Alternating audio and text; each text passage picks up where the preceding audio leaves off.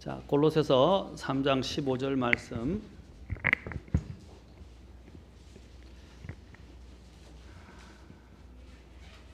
자, 다 찾으셨으면 한음성으로 하나님의 말씀을 봉독하겠습니다. 자, 시작. 하나님의 화평이 너희 마음속에서 다스리게 하라. 너희도 그 화평에 이르도록 한 몸 안에서 부르심을 받았으니 감사하는 자가 되라. 기도하겠습니다. 하나님, 오늘도 귀한 이 예배 시간에 나와서 주님의 말씀을 듣고 경청하고 또 청종하기를 원하는 주님의 성도들을 기억하시고 또 아끼시고 또 각 적절한 대로 하나님께서 공급하시고 말씀해 주시기를 원합니다. 성령의 인도하심을 다 간절히 구합니다. 우리를 성령으로 또한 충만케 하옵소서.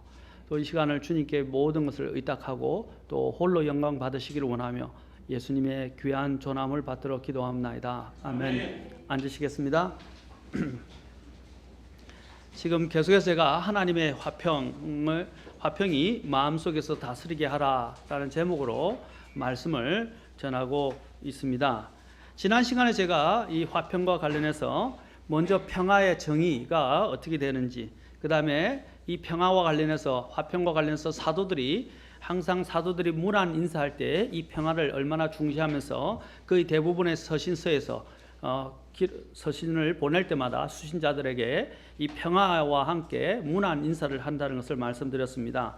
그리고 구약 성경의 처음과 또 신약 성경에서 처음 사용되어진 그 평화의 용례에 대해서 또 살펴보았습니다. 그리고 거짓 평화에 대해서 적그리스도가 가져오게 되고 이 세상에 또 사탄이 속임수로 가져오는 거짓 평화에 속지 말 것에 대해서도 말씀드렸고, 하나님과의 이런 화평이 얼마나 중요한지, 그래서 예수님은 우리의 평화의 통치자로, 평강의 통치자로 이 땅에 오셨고, 우리는 이러한 목적에 따라서 하나님과 화평을 누려야 한다라고 말씀드렸습니다.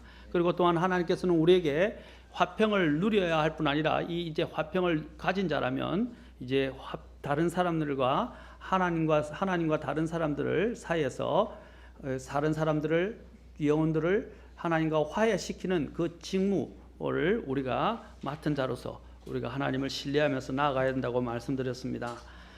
나이 많은 한 노파가 임종을 맡고 있었는데 한 교회 목사님께서 그 소식을 듣고 그녀를 찾아갔습니다. 모매님께서 임종을 맡고 계시다는 이야기를 들었는데 그렇습니까? 하니까 예, 그렇습니다. 그러면 모매님은 하나님과 화평을 이루셨습니까? 아닙니다. 그러면 하나님과 화평을 이루지 않은 상태에서 그분을 만나는 것이 두렵지 않으십니까? 하나도 두렵지 않습니다. 이런 노파의 대답에 대해서 목사님은 깜짝 놀랐습니다. 그래서 목사님은 놀랄 뿐 아니라 또 진지해졌습니다. 어떻게 자매님, 이제 목숨이 얼마 남지 않았고 곧 거룩하신 하나님을 만나게 된다는 것을 알고 계시지 않습니까? 예, 분명히 알고 있습니다. 그런데도 두렵지 않다고요? 예, 절대로 두렵지 않습니다. 어떻게 하나님과 화평을 이루지 않으셨다는 것도 이 사실인가요? 예, 그렇습니다. 아니, 그러면 도대체 어떻게 된 겁니까? 목사님은 깜짝 놀라며 또 큰 소리로 이야기했습니다. 이 죽어가는 여인의 얼굴에 근데 미소가 살며시 지나갔습니다. 제가 하나님과 화평하려고 하지 않은 것은 그렇게 할 필요가 없기 때문입니다. 그리스도께서 이미 2000년 전에 그분의 십자가의 피로 화평을 이루어 주셨습니다. 그러나 저는 그저 그리스도께서 마련해 주신 그 화평 가운데서 쉬기만 하면 됩니다 라고 하는 신앙 고백을 했습니다. 마찬가지입니다.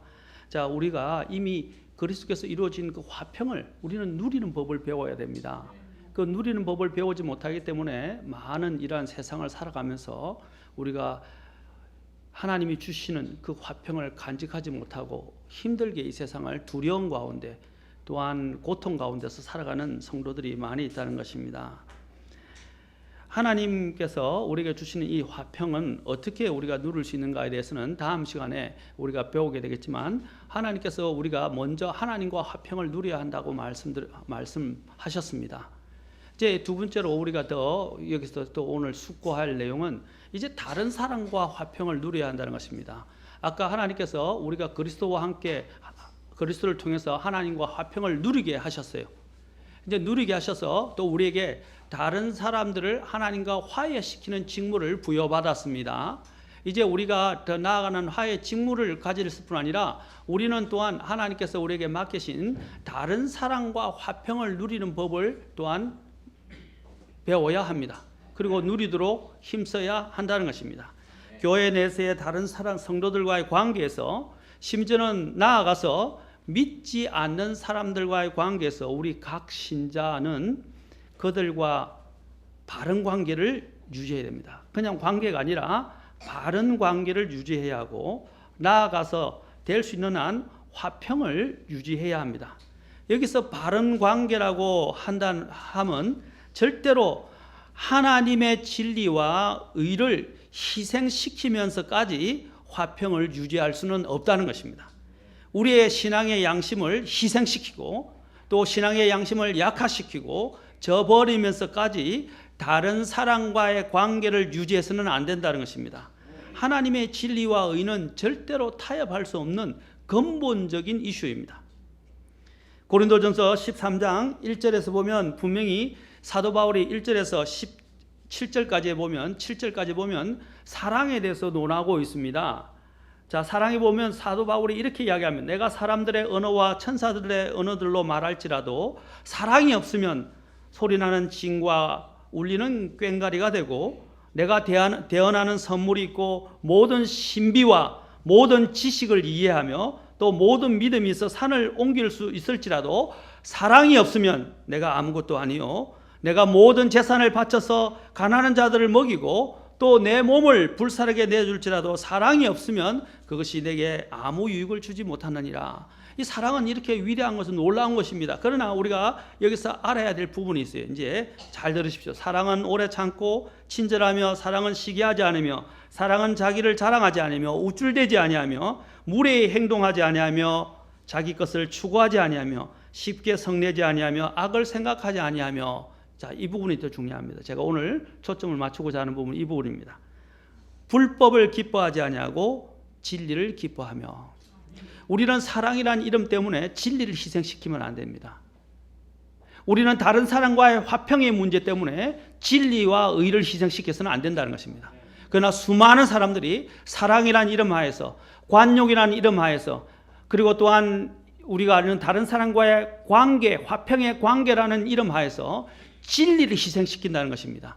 이 진리를 희생시키면서 우리 모두가 다 하나다, 한 형제다라고 이야기하는, 한 가족이라고 이야기하는 그런 운동이 어떤 운동입니까? 그 운동이 바로 에큐메니칼 운동입니다. 교회 일치 운동이라는 거예요.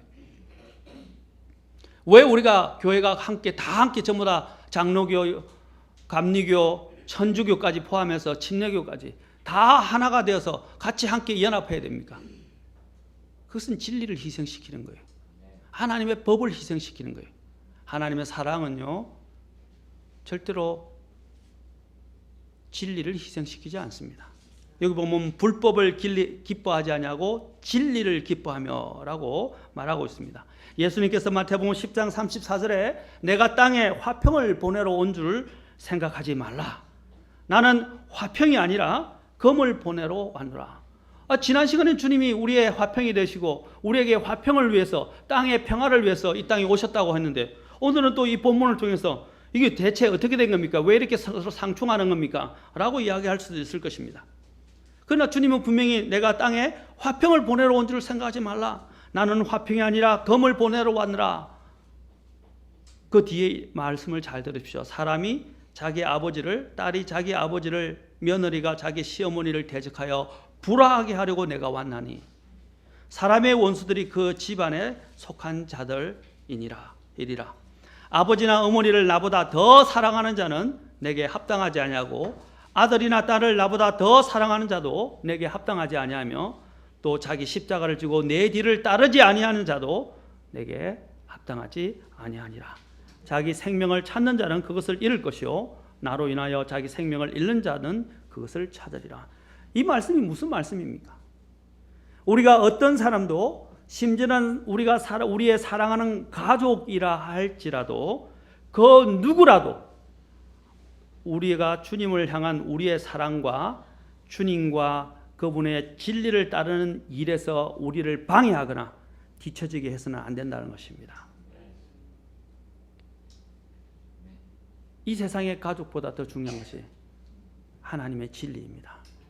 그 진리 안에는 생명이 있어요. 더 이 땅에 있는 가족과 관계보다 더 중요한 것이 하나님과의 관계입니다. 이렇게 들으면 또 잘못 오해하실 수 있는 여지가 있지만 오늘 주님이 말하는 것은 우리의 중심이 어디 있는가, 우리가 누구를 더 사랑하는가 하는 것의 문제입니다. 자기 부모나 처나 또 심지어는 자기 형제 혈육까지 미워하지 아니하면 라고 주님께서 말씀하셨어요. 나의 제자가 되지 못하리라. 그 말이 무슨 뜻입니까? 하나님을 사랑하는, 그리고 하나님의 진리를 사랑하는 그 마음에 그 사랑의 강도에 비해서 내가 나의 부모들이나 나의 혈육이나 나의 친지들이나 나의 또한 사랑하는 다른 사람들과의 비교해 볼 때 하나님의 그 사랑하는 그 사랑의 강도가 너무 강해서 오히려 혈육을 미워하는 정도로 느껴질 만큼 강하다 이 말입니다. 그런 사람이 주님의 제자라고 말씀하십니다. 우리는 어떤 일이 있더라도 진리를 희생해서는 안 됩니다. 그리고 주님을 부인해서도 안 됩니다. 진리와 의와 신앙의 양심의 문제가 아니라면, 이 문제가 아니라면 우리는 될 수 있는 한 다른 사람들과 화평을 유지해야 합니다. 성령의 9가지 열매 중에 하나가 무엇입니까? 성령의 열매는 사랑과 기쁨과 화평과 라고 세 번째에 나옵니다. 오래 참음과 부드러움과 선함과 믿음과 온유와 절제니, 세 번째에 성령의 열매로서 화평을 이야기하고 있습니다. 화평은 아까 말씀드린 대로 진리와 의와 신앙의 양심의 문제가 아니라면 우리는 가급적 될 수 있는 한 최대한 다른 사람들과 화평의 관계를 유지해야 합니다. 야고보서 3장 17절에서도 위로부터 난 지혜가 무엇인지 말합니다. 위로부터 난 지혜는 순수하고 다음으로 화평하며 라고 되어 있어요. 화평하다 그랬어요. 먼저 내 안에 하나님 앞에서 평안을 누립니다. 순수한 지혜는 평안을 갖게 합니다. 그리고 거기서 화평한 뿐 아니라 이것은 또한 다른 사람과의 관계도 나타납니다. 부드럽고 간청을 잘 들어주며 긍휼과 선한 열매로 가득하고 차별이 없고 위선이 없나니. 잘 보세요. 의의 열매는 화평케 하는 자들의 화평 속에서 뿌려졌느니라. 의의 열매는 화평하게 하는 자들의 화평 속에서 뿌려졌다.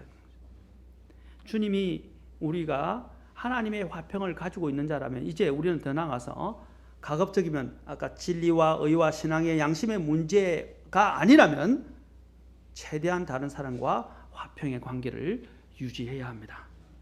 먼저 이 화평의 관계를 유지하는 것과 관련해서 우리가 먼저 알아볼 것은 두 가지 일을 알아볼 것입니다. 첫째는 성도들 가운데서 화평을 가져야 합니다.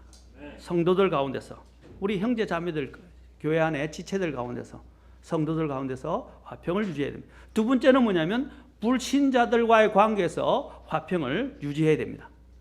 자, 고린도 교회 안에서의 분열과 혼란이 많았습니다. 이 분열과 혼란은 사실 교만과 자랑과 질서와 권위를 존중하지 않는 문제에서 비롯됐습니다. 더 근본적인 맥락을 보면 사실은 고린도 안의 교회에서의 분열과 혼란은 뭐냐? 사랑이 없었기 때문입니다. 사랑이 없었기 때문입니다. 화평하고자 하는 그런 사랑의 마음이 없었기 때문에. 에베소서 4장 20절부터 32절을 보면 또한 육신적인 다툼과 분열과 미움이나 정오, 또 원한 감정과 용서하지 못하는 것, 고함 지르는 것과 분노와 질투와 시기가 성령님을 심히 슬프게 한다라고 말씀하고 계십니다. 또 야고보서 4장 1절에 보면 전쟁과 싸움이 어디에서 나는가라고 그 근원에 대해서 말하고 있습니다. 많은 사람들의 이런 전쟁과 싸움과 다툼이 어디서 나오는 것입니까? 우리의 정욕들에서 비롯됐다고 말합니다. 사실 더 결론적으로 말하면 우리 자신이 그리스도 안에서 죽지 않았기 때문입니다. 내 혈육이 넘쳐나서, 혈육이 이 육신이 넘쳐나서 그리스도 안에서 죽지를 않아서 사실 다른 사람과 화평이 깨지게 됩니다.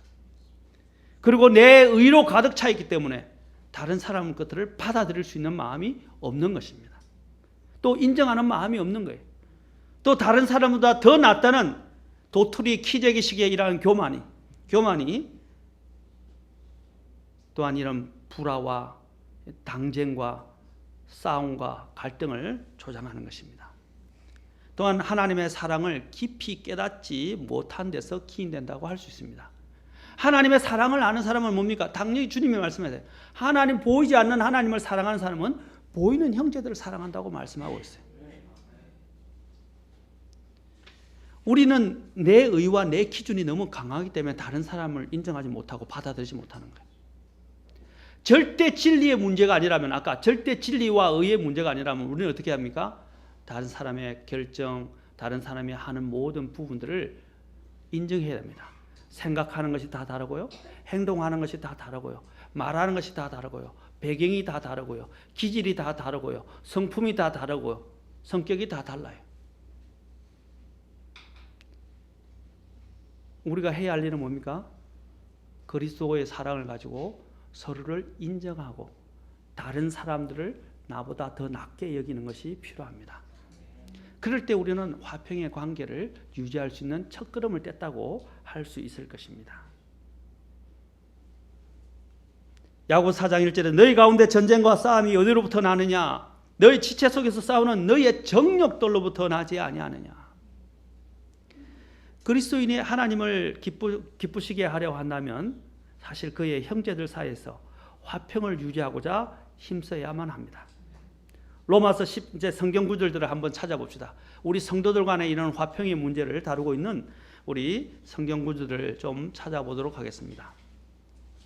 로마서 14장 19절에 이렇게 말씀하고 있습니다. 자, 14장 19절입니다. 그러므로 14장 19절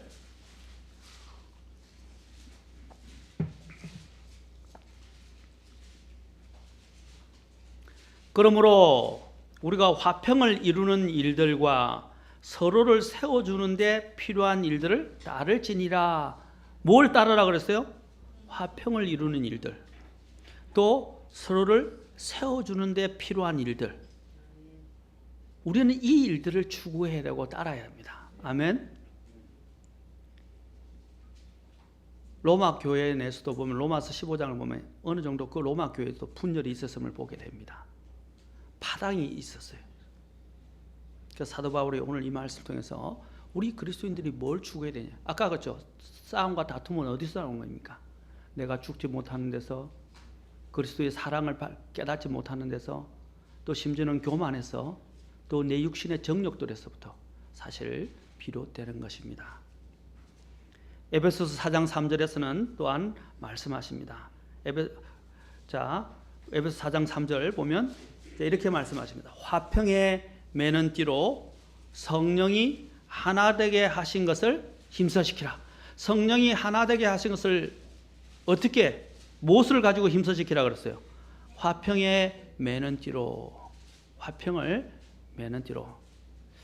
이 화평을 이루는 일들 중에는요, 아까도 주님이 말씀하신 것 중에 하나 뭐냐면 이 겸손과 관련해서 다른 사람을 나보다 더 낮게 여기고 다른 사람들을 세워주고 다른 사람을 배려하는 데서부터 오는 것입니다.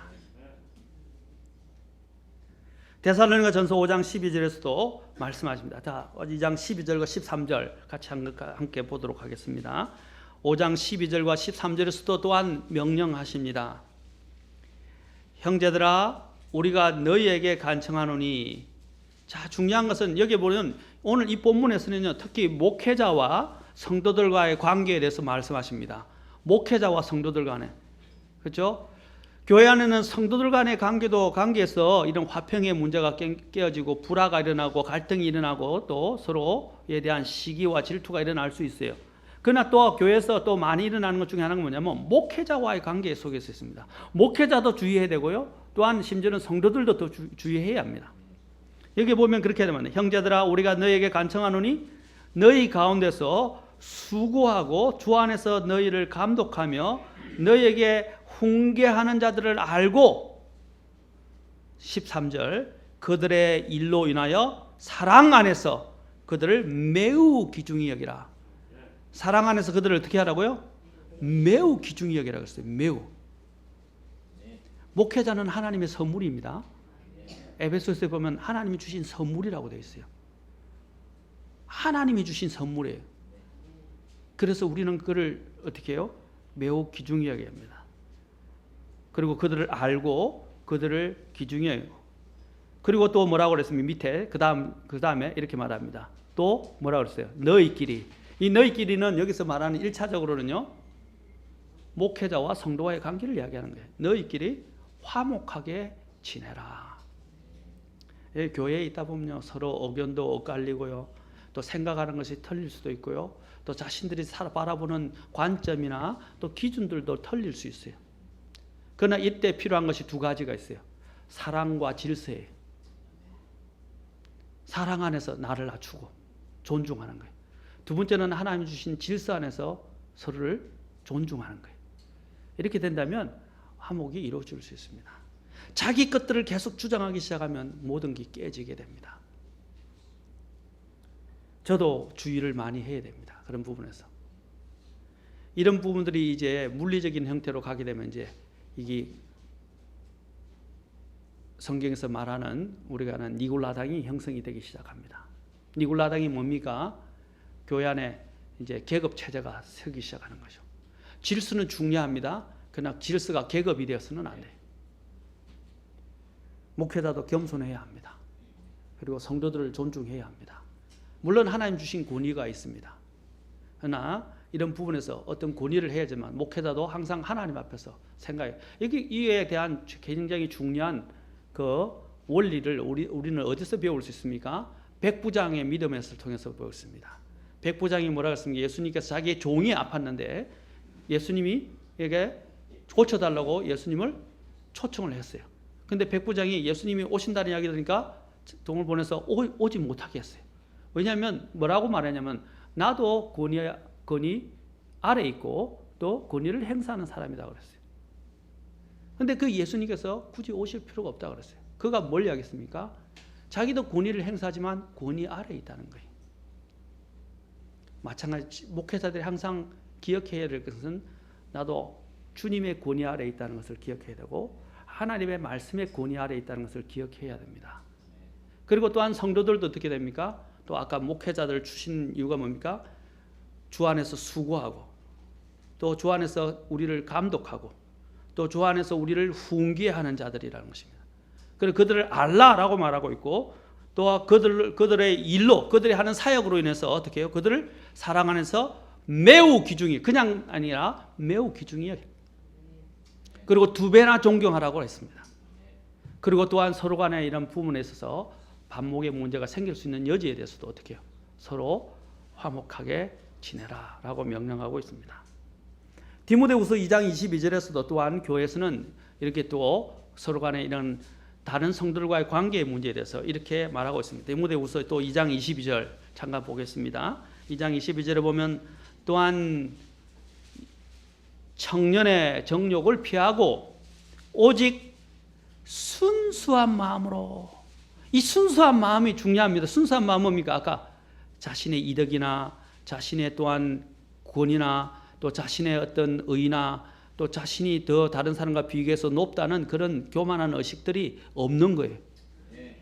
그냥 순수한 거예요. 거짓도 없는 거예요. 순수한 마음으로 주를 부르는 자들과 함께 의와 믿음과 사랑과 화평을 따르라. 아까 그렇지 화평이 깨지는 이유가 뭐라 그랬어요? 전쟁과 싸움이 어디서 온다 그랬어요? 우리의 정욕에서 온다 그랬어요. 그러나 순수한 마음은 이런 마음은 정욕을 다 어떻게 해요? 제거합니다. 어떤 사람들과 순수한 마음으로 주를 부르는 사람들과 함께 자들과 함께 바로 의와 믿음과 사랑과 화평을 따르라 라고 말씀하십니다. 또한 하나님이 또한 우리에게 징계를 주시는 이유가 뭡니까? 징계를 주시는 이유가 바로 하나님께서 그 사람을 징계를 통해서 연단하셔요. 단련시키신단 말입니다. 단련시키고 난 다음에 나중에 그 징계는 그 당시는 참 고통스럽고 슬퍼요. 그러나 징계를 받는 목적이 하나님의 연단을 위해서이고 첫째는, 두 번째 이렇게 말씀하십니다. 의의 화평의 열매를 맺느니라. 징계 후에는 히브리서 12장 11절에서 말씀하십니다. 의의 화평의 열매를 맺는다는 것입니다. 이 징계를 우리가 받는 경우는 주로 하나님과의 관계에서 죄 때문에 틀어졌기 때문이고, 두 번째는 하나님이 기뻐하지 않는 다른 사람과의 관계가 막혔기 때문입니다. 하나님이 우리에게 주신 것은 하나님과의 화평과 그 다음에 또한 다른 사람과 화평의 관계의 문제를 위해서 주님이 때로는 우리의 삶에 개입하셔서 징계라는 막대기를 드시기로 하신다는 것입니다. 자, 고린도후서 13장 11절은 같이 한번 읽어보겠습니다. 고린도후서 13장 11절. 사도 바울이 이제 고린도 교회 분쟁과 당쟁과 또 교망, 서로 다툼이 있고 또 서로 자기 자랑이 넘쳤던 이러한 교회에 대해서 그 교회가 많이 바뀌었어요. 그 바뀐 그 많은 교회에 마지막으로 당부하는 말씀이 고린도후서 13장에 있어요. 고린도후서 13장 11절에서 이렇게 말씀하십니다. 같이 읽겠습니다. 13장 11절 시작. 끝으로 형제들아 잘 있으라. 완전하게 되며 위로를 받으며 한 마음이 되며 평안히 지낼지어다. 사랑과 평강의 하나님께서 너희와 함께 계시리라. 자, 여기서 마지막에 사도 바울이 언급하는 축도가 뭐에 있습니까? 사랑과 평강의 하나님께서 너희와 함께 계시리라. 평강의 하나님, 어떻게 평강이에요? 형제들 모두 서로 잘 있으라. 그러면서 완전하게 되며 위를 받으며, 잘 보세요. 한 마음이 되며 평안히 지내라 그랬어요. 한 마음이 되어 평안히 지내라. 그러면서 사랑과 평강의 하나님께서 너희와 함께 계시리라. 서로가 한 마음을 이뤄서 하나가 되도록 해야 돼요. 아까도 말씀드렸죠. 참 부부 간에도 서로가 하나 되기가 어려워요.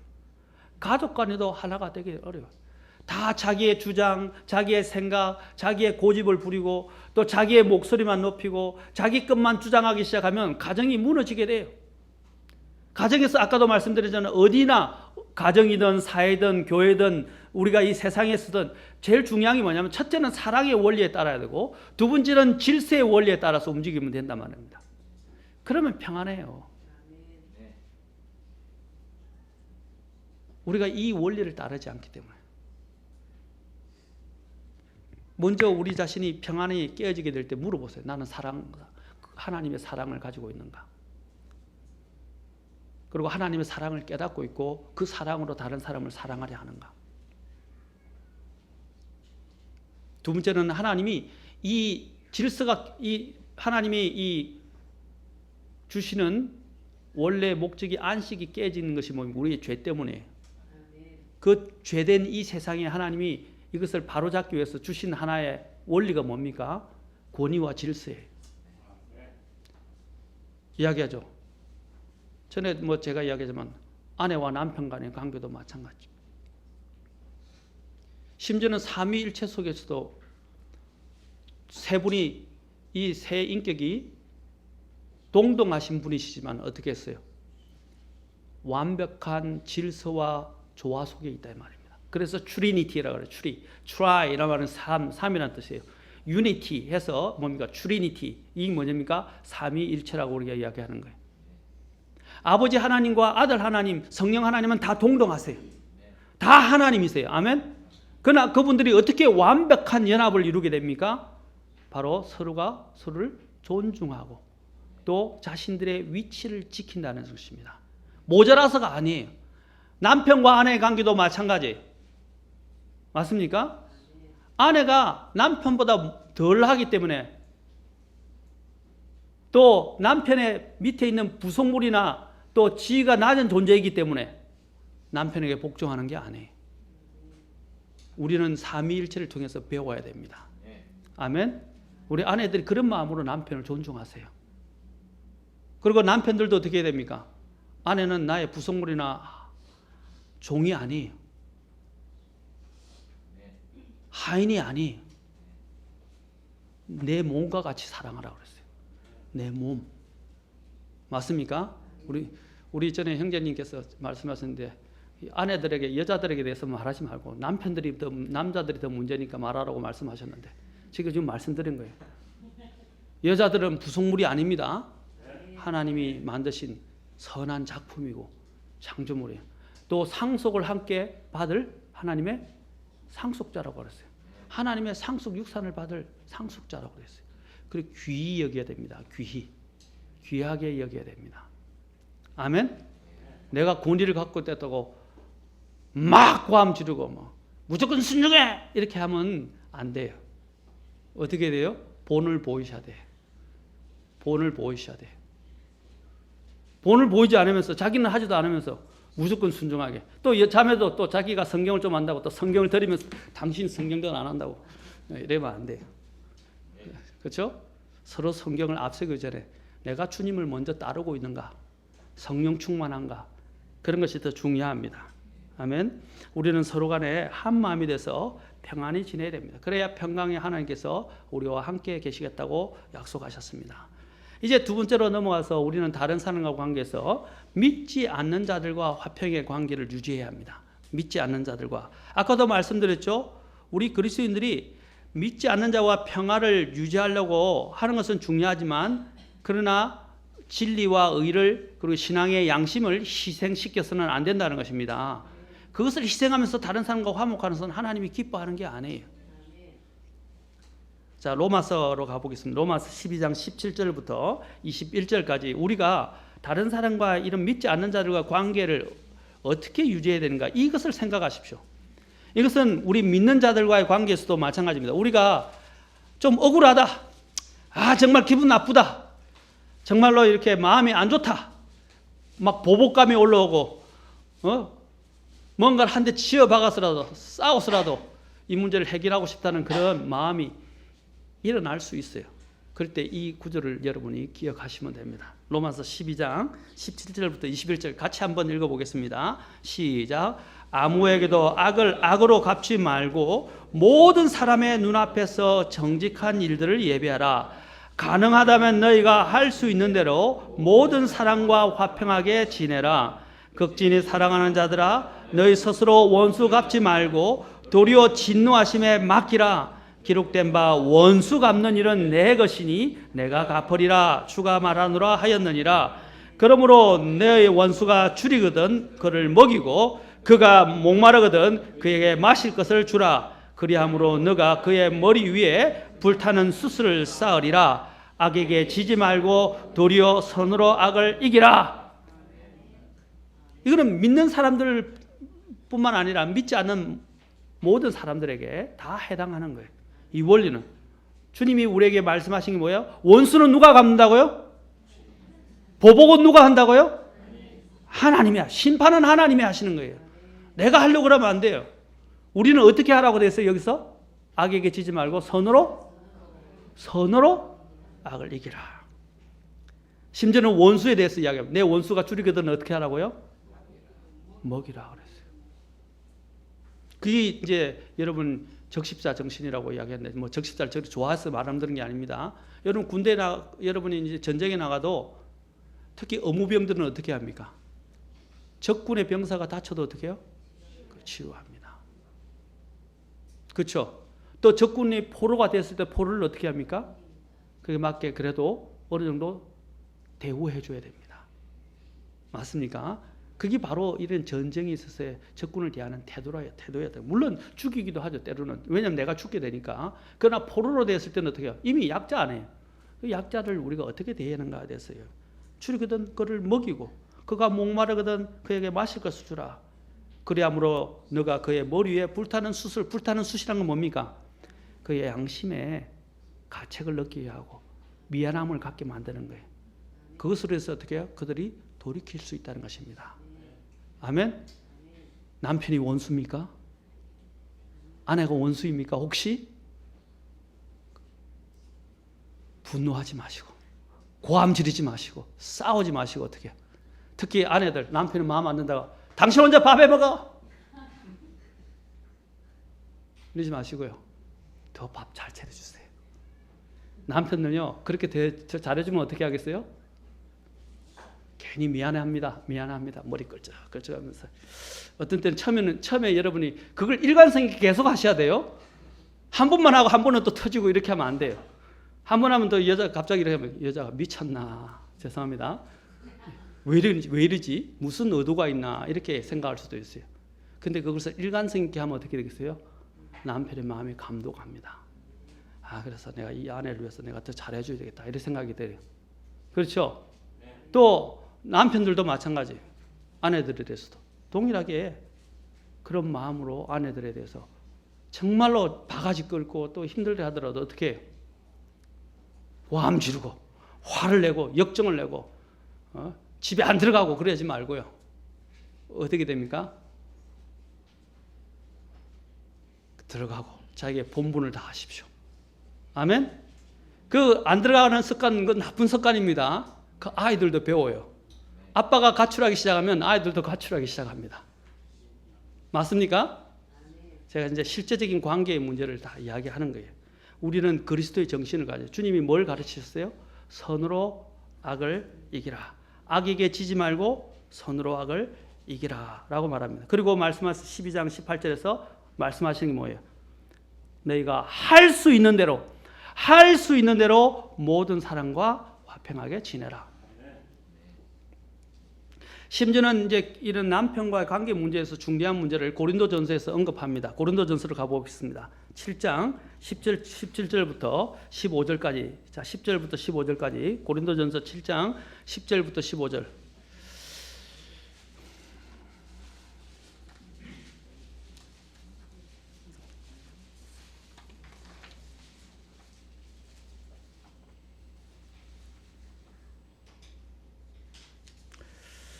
우리 그 화평의 문제와 관련해서 이제 중요합니다. 어떤 분이 늘 이야기하는데 가정의 화평을 위해서 내가 참습니다. 가정의 화평을 위해서 참는다고 이야기를 많이 합니다. 이 부분이 여기에 나와 있어요. 사실은요. 고린도전서 7장 10절부터 15절까지 제가 읽겠습니다. 시간상. 결혼한 자들에게 내가 명령하니. 자, 결혼 관계, 부부 관계에서 이야기합니다. 명령하는 이는 내가 아니라 주시니라. 아내는 자기 남편을 떠나지 말라. 그러나 그녀가 떠나거든 결혼하지 말고 지내든지 아니면 자기 남편과 어떻게 하라고 그랬어요? 화해하라. 잠깐 별거하더라도요. 나중에 다시 화해하라. 또한 남편도 자기 아내를 버리지 말라. 그러나 나머지 사람들에게는 주가 아니라 내가 말하노라. 만일 어떤 형제에게 자 아까는 7장 10절 11절에는 뭡니까? 믿는 사람과 믿지 않는 사람을 다 포함해서 말하는 겁니다. 그런데 7장 12절부터는 이제 믿지 않는 사람에 대해서 이야기합니다. 믿지 않는 한 아내나 남편이 있는 부분에 대해서 이야기합니다. 그러나 나머지 사람들에게는 주가 아니라 내가 말하노라. 이것도 내가 말하노라 했지만 이것은 다 주의 명령이에요. 그래서 성경이 기록된 겁니다. 만일 어떤 형제에게 믿지 않는 아내가 있는데 자 믿지 않는 아내 그녀가 그와 함께 살기를 기뻐하거든 그는 그녀를 버리지 말라. 또한 여자에게 믿지 않는 남편이 있는데 그가 그녀와 함께 살기를 기뻐하거든 그녀는 그를 버리지 말라. 믿지 않는 남편은 아내로 말미암아 거룩히 구별되고 성별되고 믿지 않는 아내는 남편으로 말미암아 거룩히 구별되었나니 그렇지 않으면 너희 자녀들도 부정하였을 터이나 이제 그들이 거룩하니라. 여러분 내가 하나를 내 하나가 그것들을 포용하고 사랑하고 견디고 참아줌으로 인해서 어떻게 돼요? 그 믿지 않는 남편 또는 믿지 않는 아내가 어떻게 해요? 구원받을 수 있게 된단 말입니다. 하나님과 화평을 누릴 수 있도록 만들어 주시단 말입니다. 심지어는 뭐랬어요? 자녀들조차도 어떻게 돼요? 하나님을 믿는 모습으로 바뀌어 줄 수 있다는 것입니다.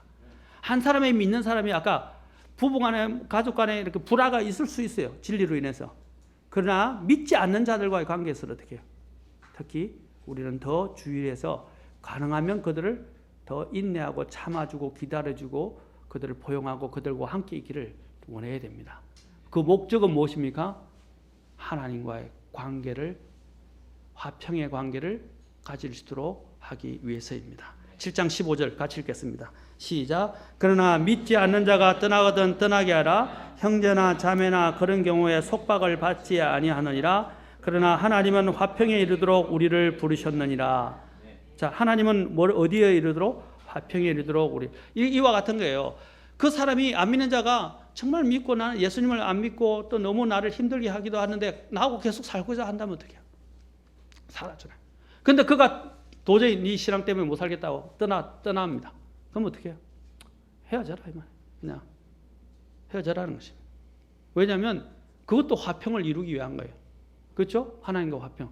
그것도 화평. 왜냐하면 그런 신앙의 갈등이 서로가 안 맞는데 서로 싸우고 그 남편이 헤어지자는데 나는 안 헤어지겠다 이렇게 되면 어떻게 되겠어요? 화평이 또 깨지게 돼요. 가정의 화평이. 가정의 화평의 문제는 중요한 문제라는 것입니다. 우리는 화평에 이르도록 우리를 하나님께서 부르셨다는 것입니다. 그러나 이혼을 하라는 말은 아닙니다. 가급적이면 이혼은 안 해야 돼요. 성경에는 뭐라고 했습니까? 이혼을 하더라도 어떻게 하랬어요? 혼자 살든지, 그렇죠? 혼자 살든지 같이 다시 합하든지 화해해서 합하든지 둘 중에 하나입니다. 성경에서는 그렇게 가르쳐요. 물론 여러 가지 오늘날 이 세상에 죄악된 세상에서 뭐 매 맞는 남편, 아내 또 심지어는 맞는 남편도 있다 하더라고요. 그런 관계들이 있어요. 폭력적이고 알코올 중독이고 마약 중독이고 뭐 여러 가지 문제들도 있어서 부득이하게 할 수밖에 없는 상황 가운데 놓인 사람들도 있어요. 그러나 그게 소수지 그게 다수는 아니에요. 히브리서 12장 14절에서는 또한 말씀하십니다.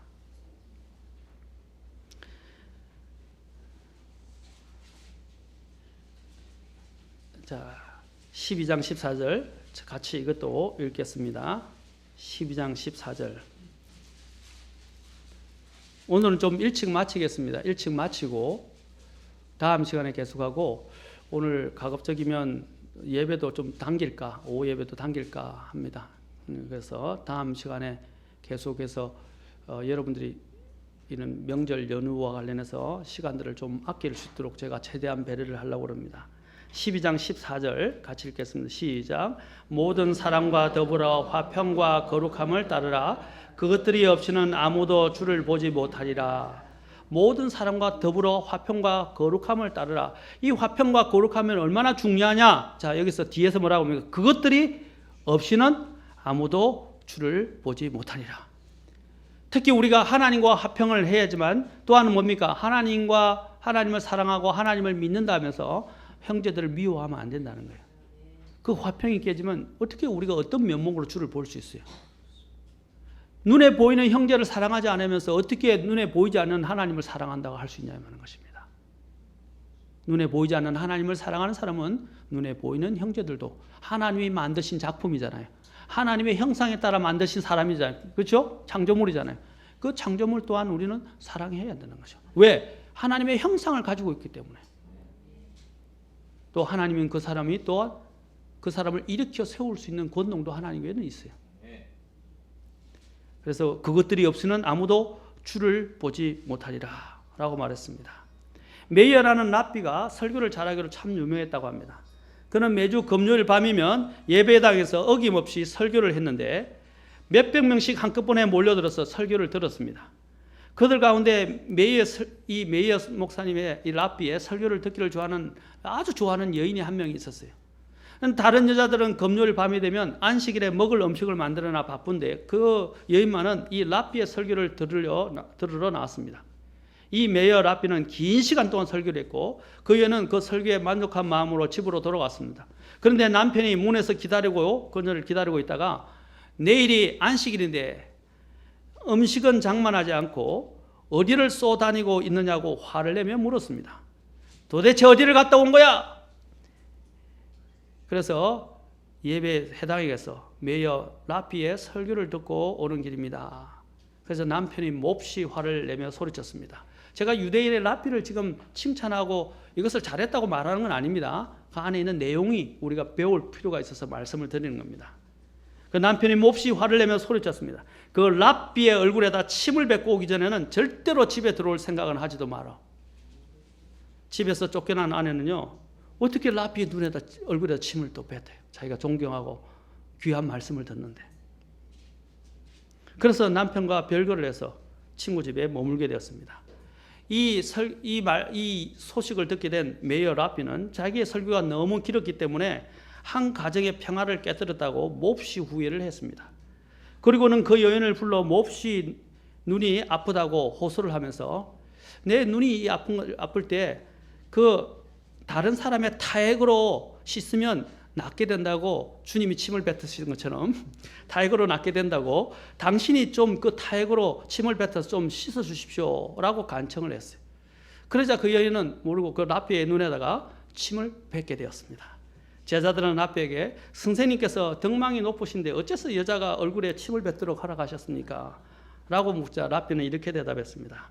가정의 평화를 되찾기 위해서는 그보다도 더한 일이라도 할 수 있다네. 실제로 여기 보면 교회들 간의 문제가 어떤 문제가 생기냐면요, 아내는 저 교회 가려고 그러고요, 남편은 이 교회 다니려고 합니다. 자, 원래는 한다면 남편의 의견에 결국은 따라야 되는데 사실 사람이 다 그렇지는 않잖아요. 그래서 아내가 남편의 말을 안 듣는 경우가 생겨요. 그렇죠? 그래서 가정에 불화가 생겨요. 그래서 실제로 있었던 얘기입니다. 한 교회에서 아내가 다른 교회를 가버렸어요. 목사님 마음 안 들고 안 한다고 남편에게 순종을 안 하는 거예요. 남편이 너무 고심이 되고 나올 때마다 혼자 교회 나오고 목사님도 그러고 보기에 너무 안타까워요. 그래서 목사님이 아내를 바꿀 수 있는 희망은 안 보이는 거예요. 가능성이. 그래서 그 목사님이 결국 마음은 아프지만 형제님 불러서 형제님 가정의 평화를 유지하는 게 더 좋지 않습니까? 우리 교회에 나와서 가정이 깨지는 것보다는 그냥 아내를 살리기 위해서 그 아내가 나가는 그 다른 독립심리교회로 가십시오 하고 그 목사님이 참 마음은 아팠지만 그냥 보내줬습니다. 가정의 평화가 굉장히 중요하니까. 가정의 평화가 깨지면 어떻게 신앙생활을 할 수 있어요? 그렇죠? 제가 그렇게 하라는 거 아닙니다. 우리 자매님들 그런 식으로 또 남편을 데리고 가고 그렇게 하지 마십시오. 그렇게 하라는 게 아니라 가정의 평화는 중요합니다. 심지어는 교회 안에서도 우리가 다른 사람과의 평화는 그 어떤 것보다도 중요한 것입니다. 우리의 이 화평은 속죄를 통해서 죄가 용서받은 사람들 안에 머물게 되어 있습니다. 또한 거룩함이라는 것은 그리스도인이 되고 난 후에도 여전히 죄 가운데 머물러 있는 자들에게 있을 수 없습니다. 오늘 주님께서 우리에게 말씀하십니다. 오늘 복된 말씀을 주십니다. 세 가지 말씀만 읽고 오늘 마치도록 하겠습니다. 자, 마태복음 5장 9절입니다.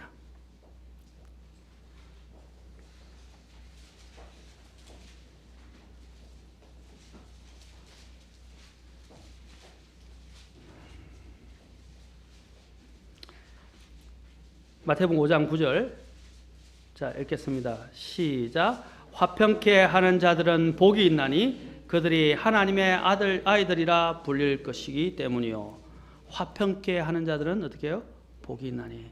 우리는 불화를 조장하는 사람들이 아니라 화평케 하는 사람이 되어야 합니다. 잠언에서 하나님이 미워하는 6가지가 있고 7가지가 있나니 라고 말하면서 제일 마지막에 하나님이 미워하는 사람의, 하나님께서 미워하시는 사람의 목록 중에 뭐가 있냐면 형제들 사이를 이간한 자요 라고 되어 있어요. 불화를 일으키는 자라고 그랬어요. 하나님이 굉장히 미워하십니다. 다른 사람들을 험담하고 다른 사람들 사이에서 형제들 사이를 불화를 조장하고 이간하는 일은 그것은 무서운 거예요. 주님이 그걸 보고 계시고 주님이 미워한다고 되어 있어요. 여기 보면 우리는 어떤 사람이냐, 불화를 조장하는 사람이에요. 험담해서 다른 사람들을 형제들 사이에 불화를 조장하고 이간질하는 사람이 아니라 어떻게 해야 돼요? 화평케 하는 사람이 되어야 합니다. 아멘. 그런 사람들에게는 복이 있나니. 베드로전서 3장 11절에 보면 이렇게 말씀하십니다. 베드로전서 3장 11절. 악을 피하고 선을 행하며 화평을 구하고 그것을 따르라. 베드로서에서도 악을 피하고 선을 행하며 화평을 구하고 그것을, 화평을 구할 뿐 아니라 그것을 따르라 라고 말했습니다. 무지개 연못 한가운데 작은 섬이 하나 있었는데 연못가에는 조약돌들이 깔려 있고 잡풀들이 우거져 있었습니다. 그 섬에는 툭하면 싸우는 개구리 3마리가 살고 있었습니다. 그들이 날이 셀 때부터 공연히 옥신각신 말다툼을 했습니다. 연못에 들어오지 마. 이 물은 내 거야. 그 섬에서 나가. 그 땅은 내 거야. 공중은 내 거야. 그런 식으로 계속 싸웠습니다. 그런데 어느 날 갑자기 하늘이 어두컴컴해지면서 멀리서 청둥 소리가 울리고 번개가 쳤습니다. 섬은 순식간에 물줄기에 휩싸이게 되었고 빗줄기가 하늘을 메우더니 연못은 흙탕물이 되었습니다. 물이 불어나서 섬은 점점 작아지기 시작했습니다. 개구리들은 춥고 겁이 나서 덜덜 떨었습니다. 그들은 그 색에 출렁이는 시커먼 물 위에서 아직 솟아있는 몇 개 안 되는 미끄러운 바위 위에 매달려 있었습니다. 그러나 바위들도 곧 사라지기 시작했습니다. 연못에는 이제 바위가 하나밖에 남지 않게 되었습니다. 개구리들은 모두 그 위에 웅크리고 앉았습니다. 이상하게도 셋이 그렇게 붙어 있으니까 점점 무서움은 덜해지고 함께 희망을 나누게 되자 마음이 든든해지기 시작했습니다. 그렇게 얼마를 지나자 연못의 물이 점점 빠지기 시작하더니 다시 연못은 제 모습을 찾게 되었습니다. 그 다음부터 개구리들은 더 이상 다투지 않고 사이좋게 지냈다고 하는 이야기가 있습니다. 자, 우리가 이런 위기에서 서로가 함께 공유하고 서로가 나누다 보면 서로의 훈훈한 것과 서로를 이해하는 것을 배우게 돼요. 보통 싸움이 보면 이래요. 뭐냐면 서로 간에 이해를 하지 못하고 상호 신뢰가 형성이 안 됐기 때문에 싸움이 일어나게 돼요. 그러나 우리가 서로 함께 자꾸 공유하고 서로가 친목하게 되고 가까이 친교를 하게 되면 어떻게 돼요? 문제가 생겨도 어떻게 해요? 이해를 하게 돼요. 그리고 수용을 하게 돼요. 그리고 받아줄 수 있고 너그럽게 넘어갈 수 있어요. 허물을 덮어줄 수 있어요. 맞습니까? 그런데 서로 간에 신뢰가 없게 되면 어떻게 해요? 100가지를 잘하고 한 가지를 잘못해도 틀어져요. 그러나 서로 간에 이런 사랑 안에서 관계가 잘 형성이 되면 어떻게 되겠어요? 100가지 중에서 99가지를 모두 하나를 잘해도 이해하게 됩니다. 그게 가족 아닙니까? 맞습니까?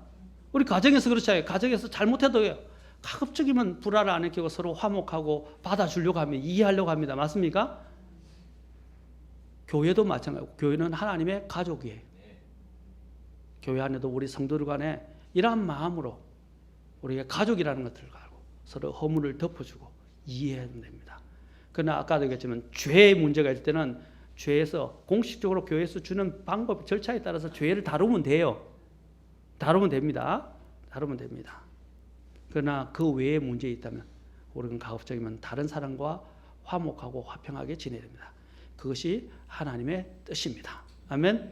다음 시간에 그러면 이제 우리가 다른 하나님과 화목해서 우리에게 화해하게 하는 직무를 주셨고 이제 다른 사람들과 화해하게 하는 것에 있어서 믿는 사람들과의 관계에서 특히 교회 안에서 그 다음에 믿지 않는 사람과 관계에서 배웠습니다. 그렇다면 어떻게 해야 이제 우리가 마음에 하나님이 주시는 화평을 누릴 수 있는가 하는 부분들을 다음 시간 1시간 더 우리가 깊이 있게 살펴보도록 하겠습니다. 다 같이 일어서시겠습니다. 기도하시겠습니다.